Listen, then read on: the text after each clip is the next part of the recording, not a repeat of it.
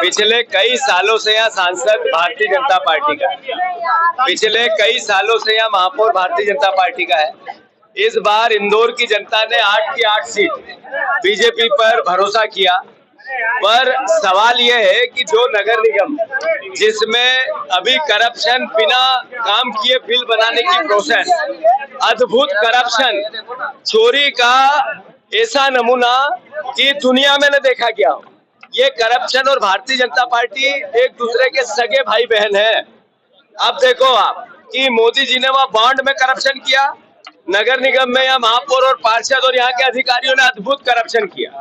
अब आप देखो सांसद हमारा कभी इंदौर की आवाज को लेके एक बार भी खड़ा नहीं हुआ, संसद में एक सवाल नहीं किया।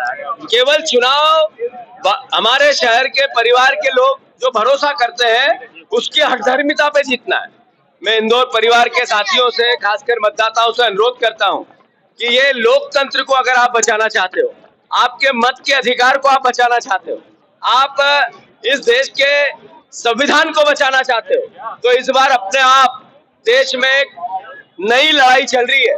75 साल देश की आजादी के बाद अमृत महोत्सव में कि नरेंद्र मोदी जी के 10 साल के बाद लड़ाई है लोकतंत्र को बचाने की, संविधान को बचाने की, आरक्षण को बचाने की, मत के अधिकार को बचाने की, मीडिया के फ्रीडम को बचाने की। देश की प्रजातंत्र खतरे में है, देश का जनतंत्र खतरे में है।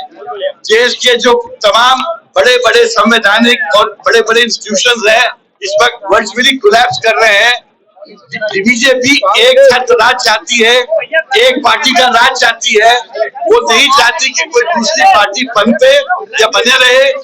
अगर आप नहीं मानोगे और घोषित इमरजेंसी को खत्म नहीं करोगे तो इस देश से विपक्ष धीरे धीरे खत्म हो जाएगा, विपक्ष ही रहेगा, आप एक सत्ता पक्ष रहेगा।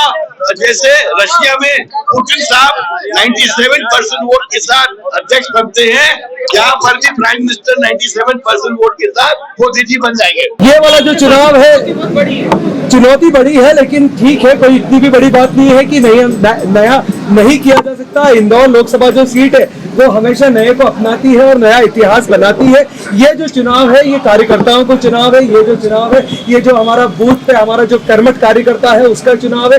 इस बार चुनाव नीचे से पूरा ऊपर जा रहा है और आप मान के चलिए कि 2023 की जो छोटी मोटी हमारी गलतियां हुई थी वो हम लोग जान चुके हैं। तो आपको जो रिजल्ट देखने को मिलेगा 2024 में लोकसभा के अंदर ये अप्रत्याशित देखने को मिलेगा। भाजपा का मतदान 13 मई को होना है। तो भाई अक्षय हमारे सबके कहते हैं, तमाम इंदौर शहर ग्रामीण के नेताओं ने एक सुर में हमारे नौजवान साथी का उम्मीदवार के रूप में चयन किया है।